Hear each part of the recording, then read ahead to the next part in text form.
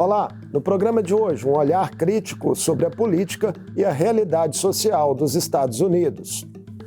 A obra que explicita, por meio de uma coletânea de textos, transformações dos últimos anos, contradições e mazelas que marcam a superpotência em sua dinâmica interna e nos posicionamentos na cena global, com sinais que se avolumam de erosão democrática e esfacelamento do tecido social. Eu converso com o jornalista e correspondente internacional Jamil Chad, autor do livro Tomara que Você Seja Deportado, uma viagem pela distopia americana, lançado pela editora Nós. Bem-vindo, Jamil, mais uma vez ao Mundo Político, uma alegria e uma honra para nós recebê-lo. Privilégio estar aqui com vocês. Muito obrigado. Jamil, os textos reunidos nessa sua mais recente obra compreendem ali o período entre a campanha eleitoral de Donald Trump e o início das ações da política dele de imigração. E você presenciou isso com coberturas in loco e inclusive uma mudança de residência. Ao planejar esse mergulho, você já imaginava a dimensão do que viria a testemunhar sobre as transformações em curso nos Estados Unidos? Olha, de fato, tudo que acontece nos Estados Unidos tem um potencial de, certamente, ter um impacto global, de afetar as nossas vidas, de afetar a vida de pessoas que jamais pensariam em viajar para os Estados Unidos.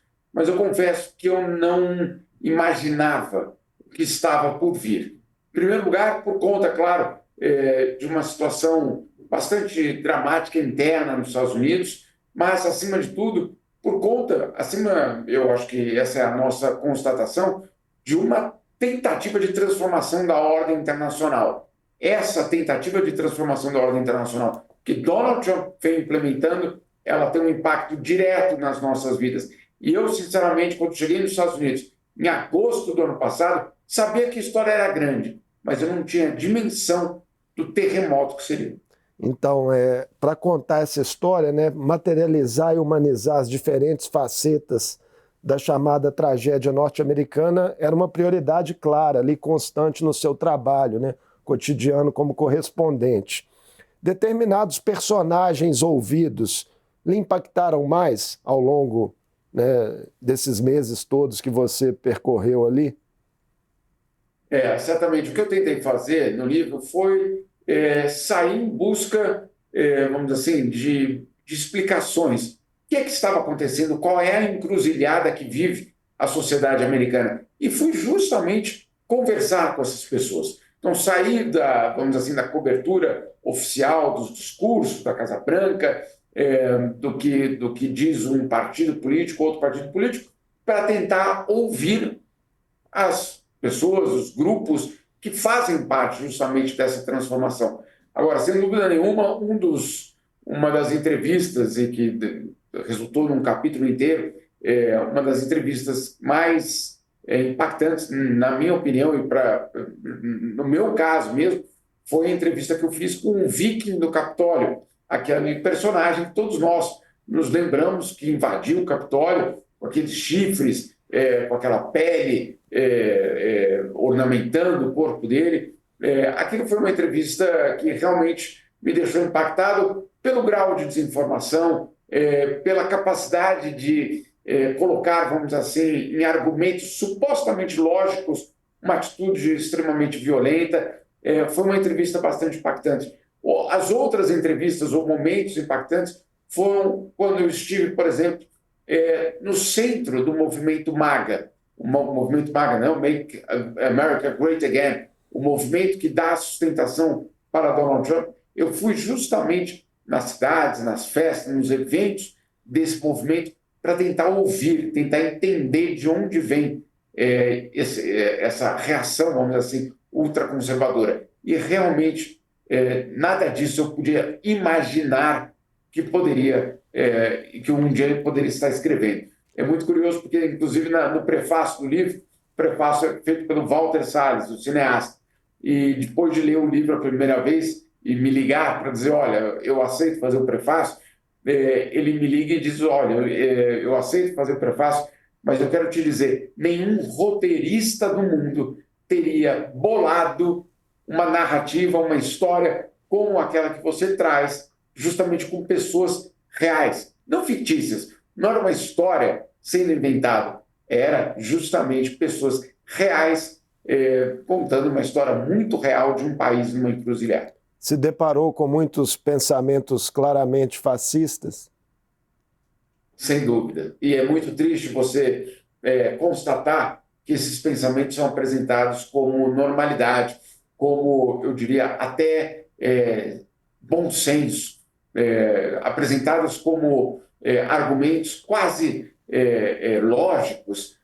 É assustador quando tanta justificativa é usada para a violência, quando tanta justificativa é usada para a exclusão do outro.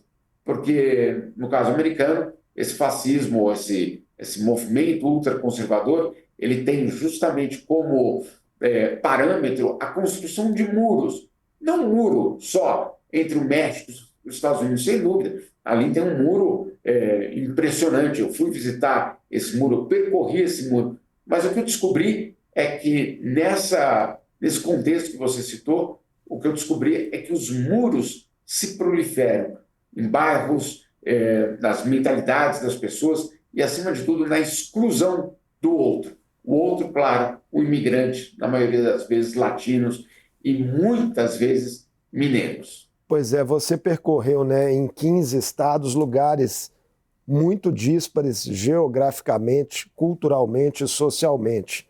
Mas foi possível vislumbrar, Jamil, neles sintomas em comum da gravidade desses tempos? Tem um elemento que ele, eu diria, percorre toda a viagem, todos os Estados Unidos, que era, obviamente, a angústia de uma população quando a democracia não chega a ela. Não é porque o voto não chega a ela, o voto chega, sem dúvida nenhuma. Ela tem o direito a votar naquele dia tal, etc., a cada tantos anos. Mas é quando a democracia é real. Por exemplo, direito à educação, o direito à saúde, o direito à moradia, o direito a ter direitos, o direito a sonhar.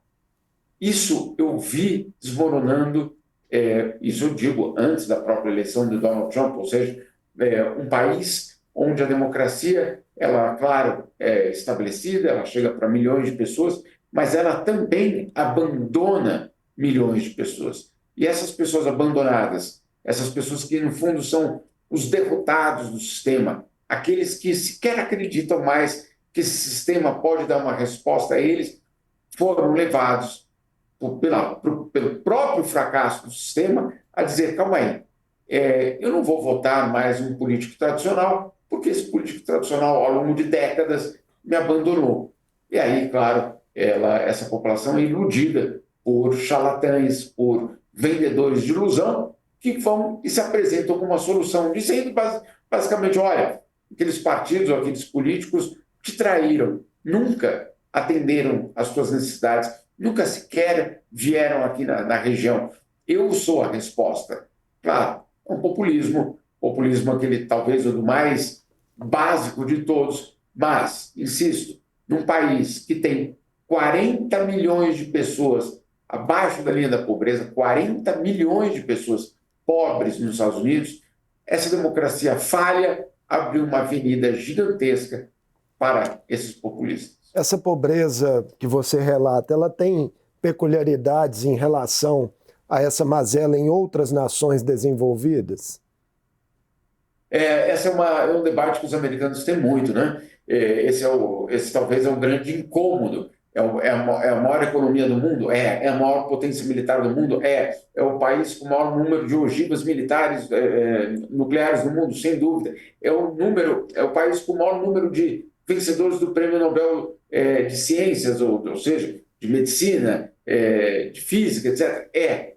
Mas, entre os países desenvolvidos, é o país mais desigual. É o país que tem a maior proporção da sua própria população vivendo uma situação extremamente precária. Eu me lembro, por exemplo, no Arkansas, numa dessas viagens que eu fiz, passar numa cidade que a pobreza era tão explícita que eu fui, obviamente, parei nessa cidade para tentar ouvir, entender o que é aquele local. Eu descobri que naquele local a renda per capita era igual a alguém de Bangladesh ou da Bolívia.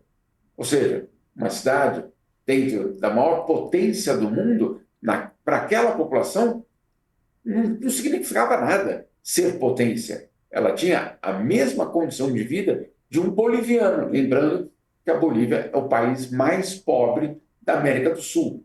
Então, isso tudo dentro do grande império, dentro da grande economia americana, que, sem dúvida nenhuma, é uma potência, sem dúvida nenhuma, é um motor fundamental da economia mundial. Mas para aquela população, naquele local em Arkansas, aquilo ali não era simplesmente uma realidade. Você citou, né, já na nossa conversa, carências em educação, em saúde, que incomodam setores expressivos da população. Houve também retrocessos recentes em direitos e conquistas que chamam a atenção, e quais seriam eles? São histórias também muito dramáticas, porque essa mesma população que acabou punindo os partidos tradicionais, e principalmente os democratas, indo votar justamente a Donald Trump, passaram a ser os primeiros a sofrerem uns novos cortes, claro, dos gastos sociais por parte do governo de Donald Trump. Então, por exemplo, na questão de saúde, a questão, vamos dizer assim, o SUS americano sendo desmontado com uma velocidade impressionante. Sempre foi muito complicada a questão da saúde nos Estados Unidos, muito complicado. Durante o governo Obama e depois Biden, com a interrupção ali de Donald Trump, houve uma tentativa de criar justamente um direito à saúde universal. E agora, com Donald Trump, isso é retirado com uma velocidade muito impressionante. E isso começa a ter impacto, sim, nessa população mais vulnerável, que foi justamente essa população que deu sustento para a vitória de Donald Trump. Então, parece uma incoerência muito grande, mas eu sempre digo, Trump não mentiu na campanha eleitoral, ele disse o que faria.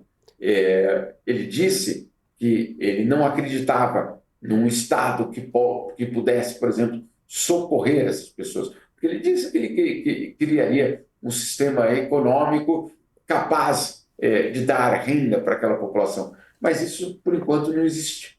E, do outro lado, o que existe é um desmonte de direitos. Então, nós estamos aí numa situação super precária, super complicada, inclusive com muitos questionando se a velocidade for mantida do desmonte, até que ponto a gente pode considerar, por exemplo, no próximo ano, o governo americano, perdão, o Estado americano ainda como uma democracia liberal, quando você retira tantos direitos. Não sou eu que estou dizendo isso, não. É a própria, por exemplo, a Universidade de Gotemburgo, na Suécia, que é basicamente o maior banco de dados da democracia no mundo, calcula, avalia a saúde das democracias no mundo. Eles mesmos dizem que, se esse ritmo de desmonte for mantido, em 2026, os Estados Unidos não serão mais qualificados como uma democracia liberal. Essas percepções, né, sobre os efeitos práticos do governo, elas podem ter efeito, a seu ver, né, no seu feeling ali, tendo conversado com tantos americanos de diferentes espectros, né, pode vir a aliviar esse ódio e o rancor que caracterizam os relatos, né, boa parte dos relatos? Isso realmente eu não consigo ainda entender o que pode acontecer. Por quê? Porque, para ganhar a eleição, um dos instrumentos mais poderosos que a campanha de Donald Trump usou foi o ódio. Foi estabelecer o ódio ao outro, o ódio ao diferente. Eu percorri, basicamente, eu acompanhei os comícios de Donald Trump, e era muito impressionante como o ódio era instrumentalizado no comício, na mensagem, eu diria, na promessa, inclusive. Né? E eu me lembro muito bem que alguns comícios, eu saía dos comícios de uma certa forma com medo daquelas pessoas, porque aquelas pessoas saíam extremamente rancorosas, mas extremamente vingativas, basicamente dizendo, se nós ganharmos, eu vou implementar todas essas respostas contra aqueles que não estão deixando, por exemplo, eu sonhar, eu, por exemplo, existir. Né? Então, o ódio que foi proliferado, que foi incentivado, como é que você coloca ele de volta dentro da caixinha? Como é que você desfaz o ódio que você mesmo promoveu? É muito difícil isso numa sociedade, é muito difícil que você tenha usado o ódio como campanha eleitoral, depois da própria campanha eleitoral, já no governo, tenha usado o ódio para justificar medidas ou políticas públicas, e depois como é que você desfaz isso? Então, eu não vejo hoje um instrumento muito claro para desmontar esse ódio estabelecido na sociedade americana. E esse ódio tem resultado, sim, em mortes. Esse ódio, sim, tem resultado em uma violência maior. A violência política nos Estados Unidos está em seu ápice, pelo menos nas últimas 3 décadas. Isso não é por acaso. Isso é justamente o ódio foi legitimado como um instrumento político. Entre os imigrantes, Jamil, né, muitos deles mineiros, né, como você mesmo pontuou, e a gente sabe, né, aqui da realidade de regiões específicas de Minas Gerais. A ilusão do sonho americano está sendo abalada em que medida pela atual atmosfera de perseguição? Profundamente, profundamente, porque isso foi uma história muito curiosa, porque já na campanha eleitoral eu via latinos que apoiavam Donald Trump. E eu sempre perguntava para esses grupos, não, mas vocês têm ouvido o que ele tem dito? Isso não gera um temor em vocês de que isso possa resultar em deportações, uma situação complicada? E eu ouvi muitas vezes desses latinos, e não só brasileiros, vários centro-americanos, sul-americanos, que diziam o seguinte: não, não, não, ele não está falando sobre nós, ele está falando só sobre os criminosos. E não se comprovou dessa forma. Vou te dar um exemplo. Hoje, já existem mais imigrantes sem antecedentes criminais presos nos Estados Unidos do que imigrantes com antecedentes criminais. Ou seja, a operação para deportação, a operação, eu diria, de repressão à imigração, ela não se limitou aos criminosos. Obviamente que não. Ela pegou todo mundo. E aí, o que vem sendo identificado entre os imigrantes? Angústia, medo, muitos deles que deixaram de ir ao trabalho porque têm medo do trajeto, têm medo do local de trabalho. Eu trago, inclusive, no meu livro, algumas situações muito tristes, por exemplo, da própria operação policial em igrejas. Igreja, claro, que é um dos locais de acolhimento desses imigrantes.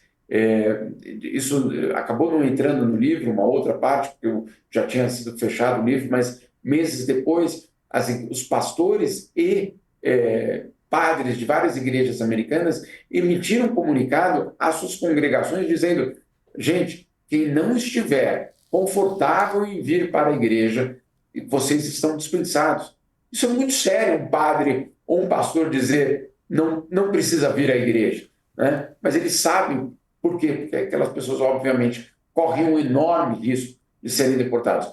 Essa semana, o governo americano disse que tem em suas prisões no país já 60 mil imigrantes presos. Esse número é absolutamente estarrecedor.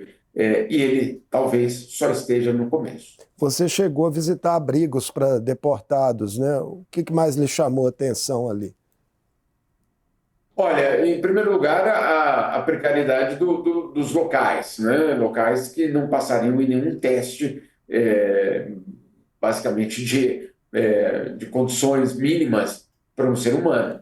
Uma outra, algo que foi muito chocante é, obviamente, a separação das famílias. Pais, mães separados dos seus filhos, muitos desses filhos americanos, porque nasceram em território americano, mas os pais vivem de forma irregular nos Estados Unidos, então esses pais e mães separados dos filhos, filhos que estão hoje, por exemplo, com os padres, com os bispos das igrejas locais, ou com parentes, ou com amigos que passaram a ser os guardiões dessas crianças. Essa separação de famílias é, obviamente, algo muito chocante, né? Porque vai muito além só da retirada de direitos, é o desmonte de uma família, talvez a incapacidade daquele pai ou daquela mãe de ver aquelas crianças por anos. Isso, obviamente, é muito, eu diria, muito duro ver tudo isso. O título da obra é uma provocação diante de todo o contexto que ela traz? O livro, né, o nome do livro, Tomara que Você Seja Deportado, na verdade, foi uma frase que um coleguinha do meu filho na escola, meu filho estava na escola em Nova York durante esse período, os meus dois filhos estavam no colégio, e o caçula jogando bola, numa disputa de bola, o coleguinha dele então vira para ele e diz: tomara que você seja deportado.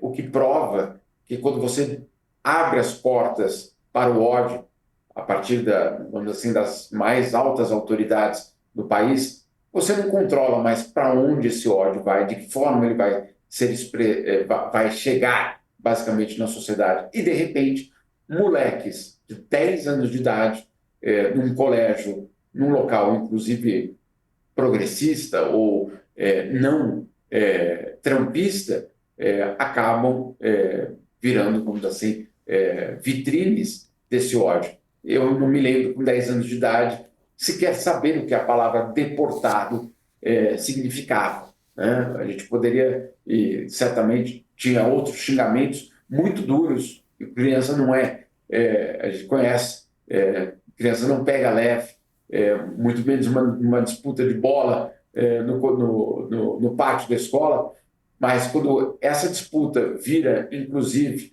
uma frase excludente, uma frase que, obviamente, traz uma xenofobia profunda, você descobre que o outro somos todos nós, quando o ódio é instaurado. Pois é, já vi reflexões suas no sentido de que o que acontece nos Estados Unidos não é apenas uma história americana. Há perspectivas concretas de agravamento nos próximos anos de uma crise de democracia global? Olha, por mais que nós tenhamos, eu acho, com toda razão, desconfianças em relação à democracia americana, basicamente da atuação dos Estados Unidos pelo mundo, né, promovendo golpes de Estado, intervenções, invasões. A história americana no século XX e no século XXI, ela é repleta de violações. Mas, mesmo assim, ela tinha uma aura, ou pelo menos uma tentativa de ser o exemplo de uma experiência democrática. Né? A minha pergunta é: o que acontece quando sequer existe essa imagem mais? Ou seja, eles sequer podem se apresentar como o exemplo de democracia ou como um inspirador da democracia ocidental, etc, etc. É muito desafiador para a própria história democrática no mundo.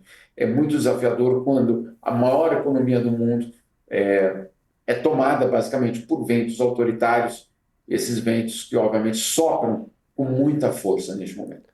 Em sua lógica peculiar, né, na cena internacional, Trump recebeu no início dessa semana o primeiro-ministro de Israel, Netanyahu, e apresentou ali um plano para encerrar o conflito em Gaza. O que lhe pareceu a proposta? Olha, o plano ele pode eventualmente ter algum tipo de respaldo, mas alguns pontos dele são extremamente problemáticos. Um deles, talvez um dos momentos mais dramáticos desse plano, é o fato de que, num primeiro momento, os palestinos não fazem parte da administração de Gaza. E não está claro como que aconteceria a participação dos palestinos, não estou falando do Hamas, estou falando dos palestinos, na própria administração do seu próprio território. Há uma previsão da criação de uma espécie de comitê internacional liderado pelo próprio Trump e por Tony Blair, o ex-primeiro-ministro britânico, e sem a participação das autoridades palestinas. Insisto, não estou falando do Hamas, estou falando das autoridades palestinas, por exemplo, Mahmoud Abbas, e a autoridade palestina, que é constituída e que é reconhecida por 140 países no mundo, inclusive pelo Brasil e grande parte da América Latina. Então, a grande pergunta é: aonde entrarão os palestinos para controlar ou administrar o seu próprio destino? Essa é uma parte muito obscura. Uma outra parte também extremamente complicada, para muitos juristas, inclusive, é um pacote, basicamente, que existe dentro do plano, que, se o plano for adiante, todas as atuações de Israel em Gaza serão anistiadas nos tribunais internacionais. Lembrando que a Corte Internacional de Justiça julga Israel, que o Tribunal Penal Internacional acusou e tem um indiciamento de Netanyahu por crimes de guerra e crimes contra a humanidade, mas, pelo plano, tudo isso seria basicamente suspenso. Lembrando que nós estamos falando de uma semana na qual o número de 66 mil mortos foram registrados. Jamil, você também cobriu a recém-encerrada Conferência Geral da ONU, né, que foi marcada ali por discursos com profundas dissonâncias políticas do presidente Lula, que abriu a reunião, e de Trump, mas também por sinais de reaproximação. A relação bilateral, né, entre Brasil e Estados Unidos, que está abalada, né, pelas recentes sanções aplicadas por Trump, por tentativas de interferência na nossa soberania. O que pode vir pela frente nessa interlocução direta entre os presidentes? Olha, ainda é muito cedo para dizer, mas o fato de que um canal começou a ser construído, isso é positivo, né? Obviamente, o Brasil vai ter que tomar muita cautela para evitar emboscadas, para evitar, obviamente, ser alvo de algum tipo de assédio por parte do governo americano, mas o fato de, pela primeira vez em 8 meses de governo, existir um canal, ou pelo menos a construção do canal, isso é extremamente positivo. O setor privado brasileiro teve um papel extremamente importante nessa construção desse diálogo. O esbarrão entre Lula e Trump não aconteceu por acaso, ele foi orquestrado, ele foi, eu diria, até teatralizado. O governo brasileiro, por exemplo, os embaixadores brasileiros na ONU sabiam que isso iria acontecer um dia antes daquele momento, então, que Donald Trump conversa rapidamente com Lula. Então, é algo organizado, isso é um bom sinal. Qual é vamos dizer assim, o ponto de cautela? É que isso é só o começo. Ninguém pode prever, neste momento, qual vai ser o resultado nem da negociação, nem do diálogo e nem o que isso vai significar, por exemplo, para o próprio comércio exterior brasileiro. Então, ainda que seja algo positivo, é muito cedo para dizer para qual direção esse diálogo vai tomar. Jamil, muitíssimo obrigado por mais essa conversa conosco no Mundo Político. Sucesso aí na continuidade da divulgação do seu novo livro. E está vindo aqui para as nossas montanhas, não é isso? Tem evento literário em Araxá ainda essa semana. Exatamente. Quinta e sexta e sábado, agora nessa semana, na FLI Araxá, o Festival Internacional de Literatura de Araxá, com grandes nomes da literatura brasileira, inclusive estrangeiros, em Araxá. Grande abraço. Tudo de bom. Eu conversei com o jornalista e correspondente internacional Jamil Chad. Falamos sobre os últimos movimentos de Donald Trump na cena internacional, a recém-encerrada Assembleia Geral da ONU e o livro de sua autoria, Tomara que Você Seja Deportado, uma viagem pela distopia americana. A obra em lançamento pela editora Nós destaca o processo de erosão democrática e esfacelamento do tecido social em curso nos últimos anos nos Estados Unidos, com seus efeitos internos e externos. O Mundo Político fica por aqui. Obrigado por nos acompanhar e até o próximo programa.